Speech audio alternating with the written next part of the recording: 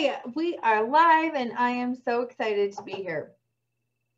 You guys, I know because I talk to women, I talk to hundreds of women about marriage and particularly business women, about the kinds of things that we're facing, unique things that we're facing as business women in our marriages, and how that impacts our quality of life, how that impacts our success even in our business, and obviously how it affects our marriages. And so I am, this topic is so important to me. Again, share in the comments where you're watching from. If you're watching on replay, type hashtag replay, and let's dive in here. So I know that we are subconsciously at times can fall into this trap of putting our business before our husband. And there's a million reasons why we do this, right? Main sabotages, main reasons why we are staying stuck in these patterns, and it's not who we really are, and you know it, and that's why you're here watching. I want to give you clarity on these main ways that we are kind of thinking wrong about this, and then give you a foundation to the fulfillment that you're seeking in both your business and your marriage. So you guys, that's exactly what you're going to get. By the end of this video, you will have clarity on those 9 main marriage sabotages that business women often think and do, and then how to create a businesswoman's foundation to a fulfilling business and marriage. So I think I have like hair in my mouth or something. Okay. Okay.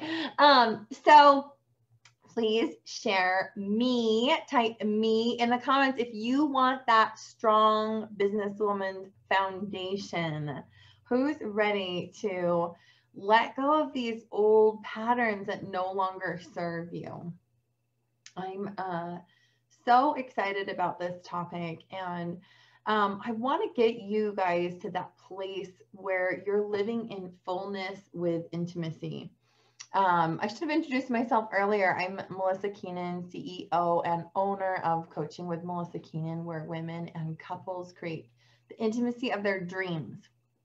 And it's my passion to help women deepen their feminine container and deepen their experience of intimacy. And let me just share a little bit with you about why. You know, and why particularly this topic matters a lot to me.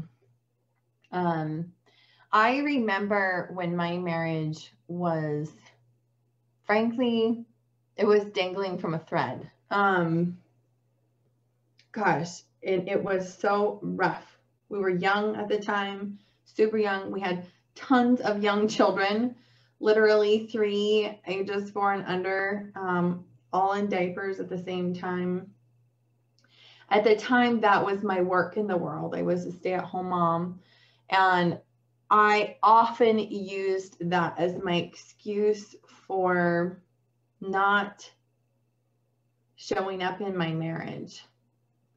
My marriage felt like a big should to me. Does anybody relate with that? Type should in the comments if your marriage feels like a should, instead of feeling like, you know, a fulfilling thing that lights you up and you know, is something that contributes to your cup being full and running over. It just felt like a should. I would often say like, oh, I'm too stressed and tired and I can't connect like with my husband. But in reality, we had nothing but disconnect in our marriage, like from start to finish. It was fleeting moments of connection. He was covering up lies and deceit that ultimately came out. And I was also trying to hiding parts of myself that I felt made me appear weak or vulnerable or made me broken.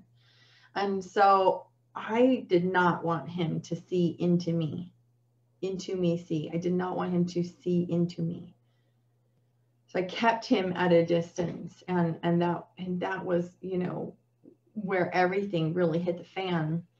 And ultimately, from that point, we have built back from that. And it's been amazing. And that's why I'm so passionate about what I do. But you guys, I relate with this. I relate with this.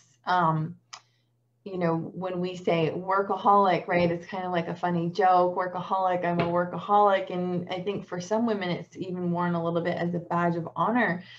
But at what cost, right? At what cost are we doing this workaholic stuff?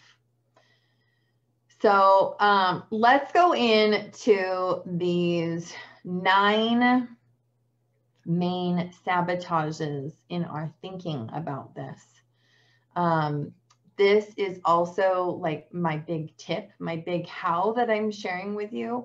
And so if you're watching this and you're thinking, you know, like, what do I do? Or like, what's the meat of this training? This is the meat, okay? So I would recommend getting out a notepad and writing these down, especially the ones that resonate most with you. 1, she chooses to work all the time because her business is frankly better than her marriage. Okay. So it's like, well, that just makes the most sense. My business is what's most fulfilling to me. So of course I'm going to just choose to work more. That's what I'm going to choose. And yet we know, why is this like faulty thinking? There's one big reason why, which I'll share at the end of this list. But one reason is that you're still not experiencing the fulfillment that you want, and you know it.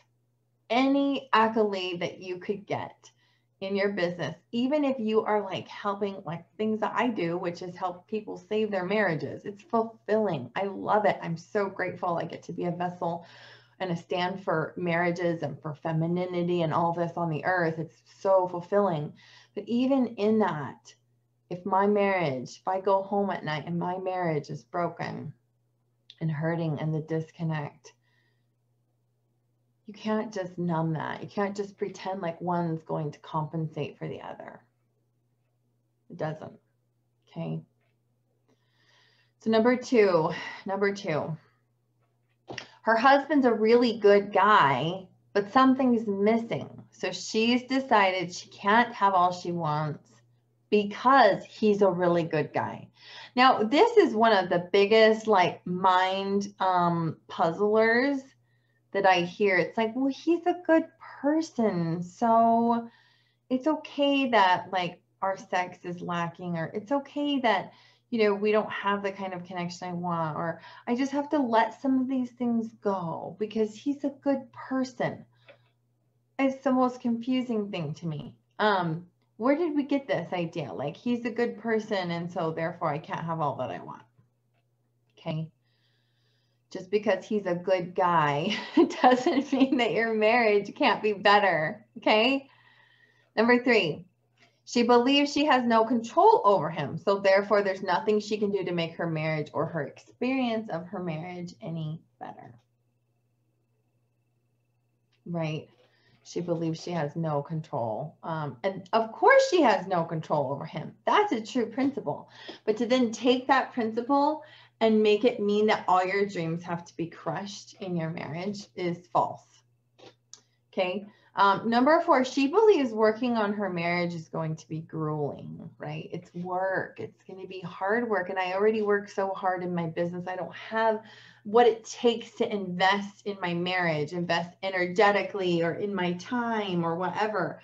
This is just kind of really more of a surface level excuse that we have because this kind of work is really deeply fulfilling. It's like saying in your business, I just don't have time to do more sales where everybody says yes or whatever. Like, it's ridiculous.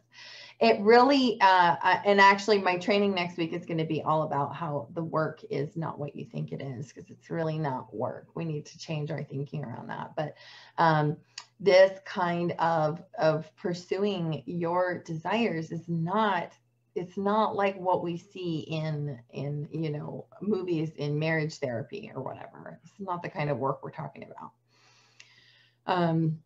Okay, number 5, her husband actually has broken trust. And so rebuilding from that feels impossible to her.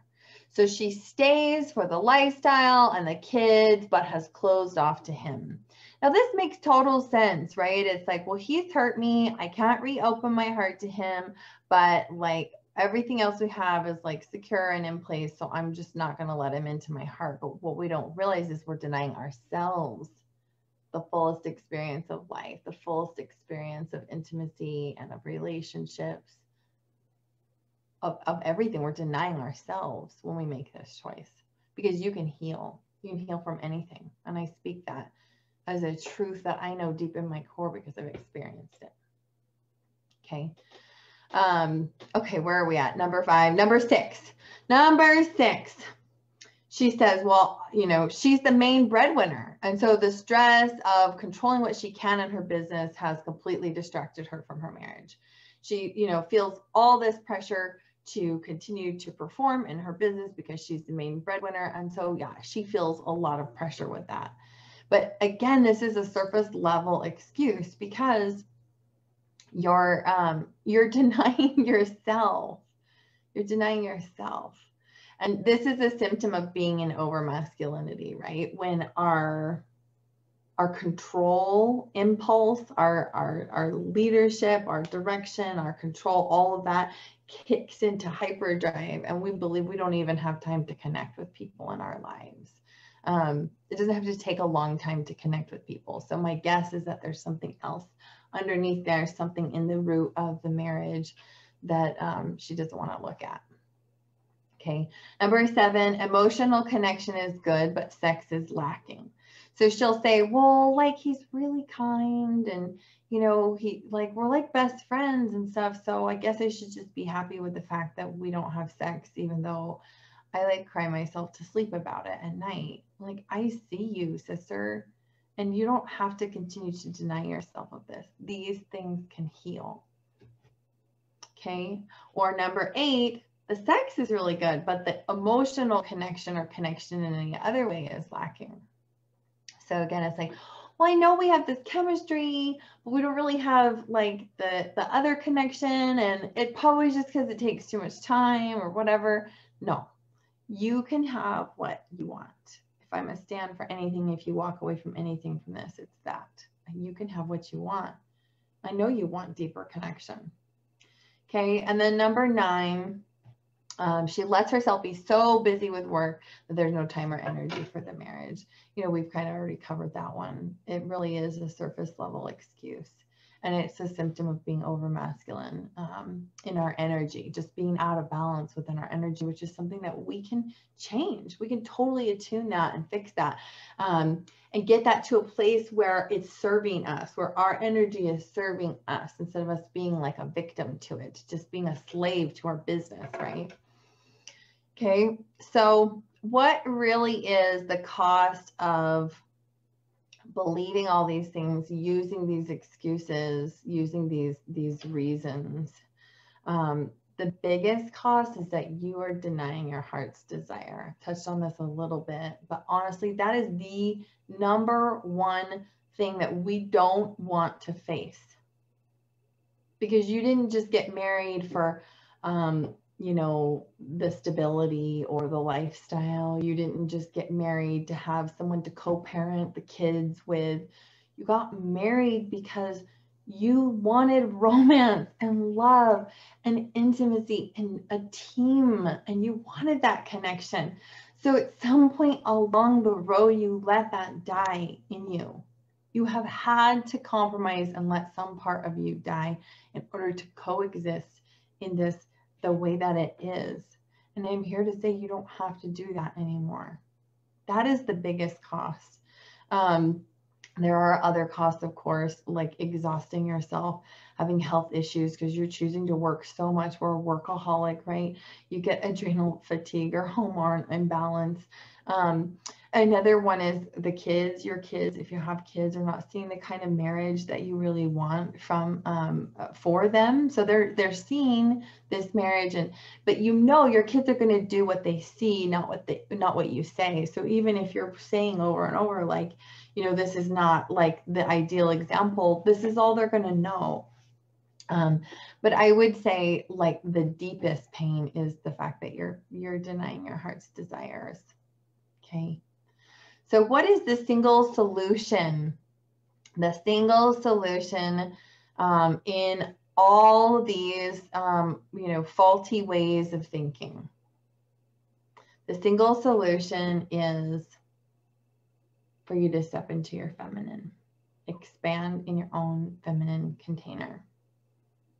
And that starts by pursuing your heart's desire, pursuing what brings you happiness. Why would that benefit you so much in this regard? Well, here's the thing. Overworking is a sign of being out of balance in your masculine.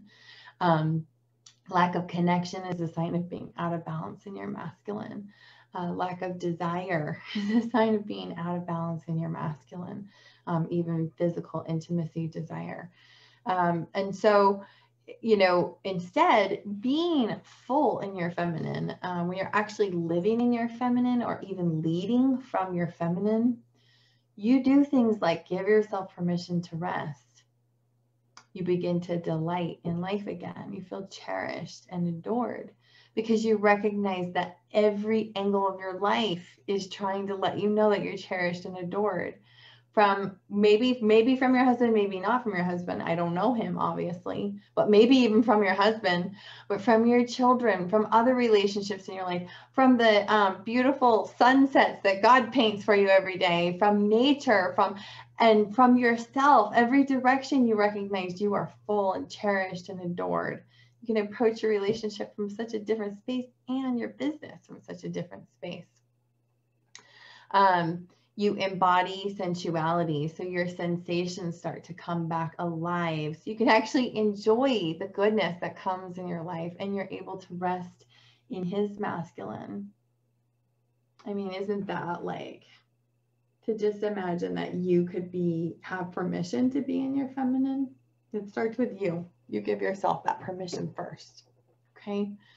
So that is the big key here, is being in your feminine. And you guys, I'm going to talk about how this dynamic plays out specifically in sex in my Facebook group, Women Manifesting Intimacy. So if that speaks specifically to you, come and join us. Type me in the comments. We'll make sure you get an invitation into the group. And that training will be happening tomorrow live, specifically how this dynamic plays out as it pertains to sex. You know, when we're doing all these things, this numbing and using our work to subconsciously put our work first before our husbands, and how that plays out in sex. I feel like that's a little bit more of an intimate space where we can go into a little bit more depth there. So my loves, please type me in the comments if that resonates with you. Again, if you're watching this on replay, #replay, and we will make sure that you get connected there. And it is my greatest desire that women, especially powerful business women, find this beautiful harmony and fullness within themselves, a wholeness that comes through both success in your business and intimacy in your marriage. And that's what I must stand here for. Alrighty, guys. Thanks. Bye.